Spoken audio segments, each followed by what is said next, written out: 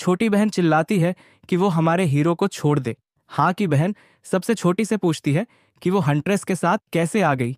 सैनसन रोने वाली लगती है और कुछ जवाब नहीं दे पाती। इस पर लाल बालों वाली उसे डांटने लगती है कि वो ऐसे गायब कैसे हो गई।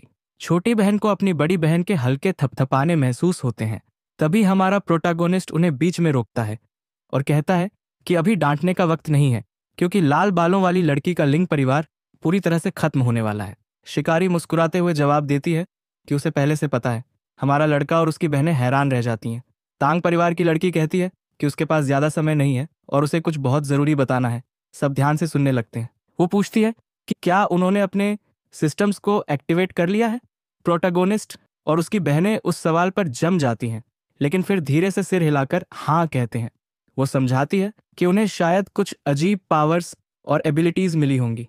उसकी भावी पत्नी मुस्कुराती है और पूछती है कि क्या वो सच में मिरेकल्स यानी चमत्कारों पर यकीन करते हैं। प्यारे तरीके से सब सिर हिलाकर नहीं कहते हैं। भावी पत्नी छोटी सैनसन को गले लगाकर कहती है कि हर चमत्कार के साथ एक भयानक कीमत आती है। ट्रेलिंग्स ये सुनकर हैरान रह जाते हैं। छोटी सैनसन शिकारी की गोद में सिर रख लेती है। हमारा मेन कैरेक्टर पूछता है कि उसका मतलब क्या है। वो जवान औरत बताती है कि छोटी लड़की ने अपने प्यारे भाई बहन खो दिए थे और अकेली रह गई थी। एक झटके में छोटी सैनसन को याद आता है जब उसकी बहनों को उससे छीन लिया गया था। अकेली होने पर उसने पता लगाया कि उसकी डिवाइन अवेकनिंग की ताकत दूसरों की शक्तियां चुराने की थी। इसके साथ वो दूसरों के दिव्य जागरण और स्किल्स चुरा सकती थी। और इस अराजक दुनिया में वो एक डरावनी विलन बन गई जिससे सब कांपते थे। लेकिन आखिर में उसने अतीत में लौटने का तरीका खोज लिया, अपनी सारी शक्ति त्याग कर, सिर्फ इसलिए कि वो अपने प्यारे लोगों को बचा सके। एमसी सदमे में पूछता है कि क्या छोटी सैनसन सच में रीबॉर्न यानी पुनर्जन्मी हुई थी। छोटी लड़की शर्माते हुए सिर हिलाती है। शिकारी हंसती है और कहती है कि ये छोटी लड़की एक निर्दयी दानव है। अपने पिछले जीवन में सैनसन एक शक्तिशाली विलन थी जिससे सब डरते थे। वो जवान पत्नी बताती है कि सिस्टम इंटरफेस दरअसल सैनसन की मानसिक प्रोजेक्शन है। तीनों भाई बहन अपनी सिस्टम स्क्रीन को देखते हैं, समझने की कोशिश करते हुए। वो आगे बताती है कि हर बार जब वो सिस्टम इस्तेमाल करते हैं तो वो सैनसन की शक्ति को धीरे धीरे खत्म करता है। जैसे ही वो ये कहती है, बैठी हुई छोटी सैनसन से एक दिव्य आभा निकलने लगती है। वो बताती है कि जो डिवाइन अवेकनिंग एबिलिटीज उन्हें मिली हैं वो उसकी रिसर्च का नतीजा है। अपने पिछले जीवन में उसने कई बार लगभग जान गंवाने वाले डिवाइन एक्टिवेशंस झेले थे। हमारा हीरो फिर पूछता है कि उसकी डिवाइन अवेकनिंग कहाँ से आई और सैनसन ने वो कैसे पाई। वो जवान औरत बताती है कि सैनसन ने उसकी जान बचाने के लिए अपनी शक्ति त्याग दी थी। ऐसा करने के लिए उसने राजधानी के इनर सर्कल में घुसपैठ की और म्यू परिवार के मुखिया को हराया। उसे वो शक्ति पाने के लिए कई मुश्किलों और लड़ाइयों से गुजरना पड़ा। ये सुनकर सब सैनसन की तरफ दौड़ते हैं। वे सब छोटी सैनसन को एक साथ गले लगा लेते हैं। सब एक साथ लिपटकर भावुक हो जाते हैं। एक प्यारा और दिल छू लेने वाला सीन। छोटी सैनसन खुशी के आंसुओं में रोती है कि वो फिर से अपनी बहनों के साथ है। दृश्य बदलता है। एक टूटी फूटी सी बार में एक अजीब धुन बज रही है। अंदर एक सुनहरे बालों वाली लड़की पोल डांस कर रही है। तभी एक सुनहरे बालों वाला लड़का अंदर आता है और उसे पटाने की कोशिश करता है।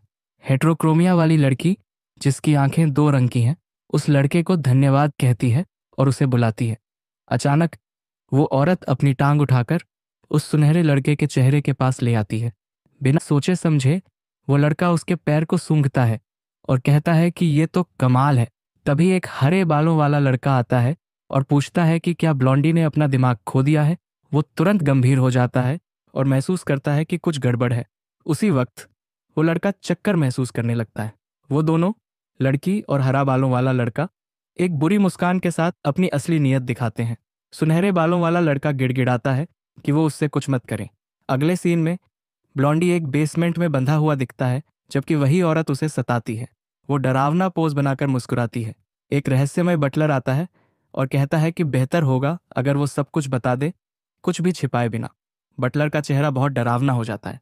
वो सुनहरे बालों वाला लड़का अपनी जान की भीख मांगते हुए बताता है कि उसका मिशन बीस्ट्स की एक लहर को रोकना था। बूढ़ा आदमी कहता है कि आगे बोलो। वो कहता है कि जानवरों को हराने के बाद उसे कुछ पैसे मिले। बूढ़ा आदमी गुस्से में कहता है कि उसे उसके बेटे से उलझना नहीं चाहिए था। डर के मारे ब्लॉन्डी कहता है कि वो नहीं था, बल्कि 3 नकाबपोश लोग थे।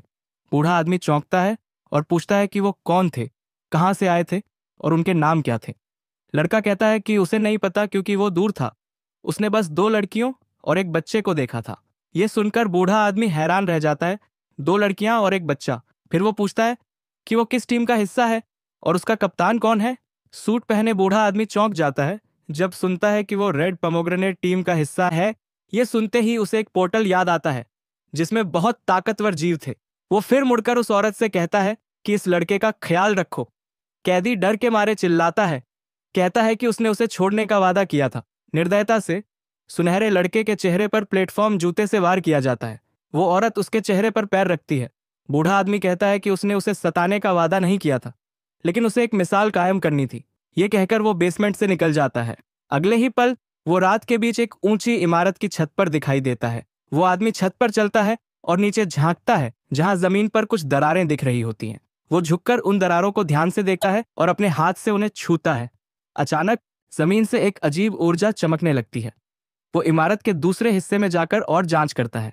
सब देखकर वो एक नतीजे पर पहुंचता है। हमें एक फ्लैशबैक दिखता है जिसमें वो आदमी प्रोटैगोनिस्ट की छोटी बहन को घायल हालत में पकड़े हुए है। वो सोचता है कि ये बहुत महत्वपूर्ण है और उसे अपनी थ्योरी कंफर्म करनी होगी। दोस्तों, इसके सिर्फ 2 चैप्टर्स ही आए थे, इस वजह से ये वीडियो थोड़ी छोटी है। और हाँ, कल तक नॉवेल्स एक्स्ट्रा का नया वीडियो आ जाएगा और मैं इस मानवा को भी कंटिन्यू करूंगा, इसलिए चिंता मत करो।